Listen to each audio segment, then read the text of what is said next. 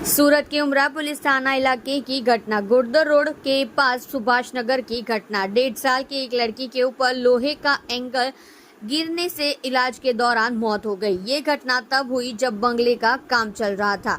सूरत की उमरा पुलिस ने आकस्मिक मौत का मामला दर्ज किया और आगे की कार्यवाही हाथ ली।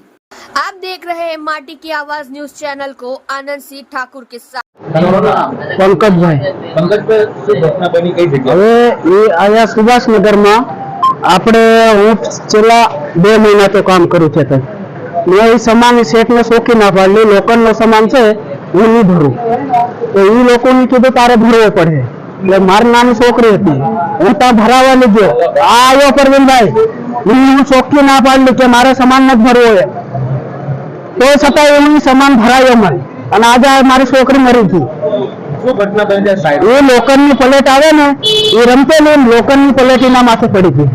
1.5 વર્ષ થયો સુભાષનગર।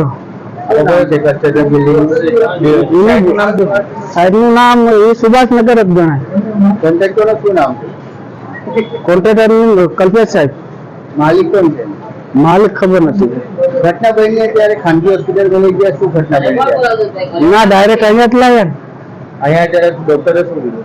ડોક્ટરે ના પાડી દીધી નહીં બચે અમારથી। તમારી કોઈ બીજા સંતાન છે કે ના એક જ છે સાહેબ। આ ઘટના લઈને તમારું શું કેવું છે? કોના કારણે આવી ઘટના બની છે તમે ના કરી સામાન્ય? હવે એમાં કોઈ કહેવાય જેવું નથી એમ। હવે શું માનશો તમે? હવે શું માને?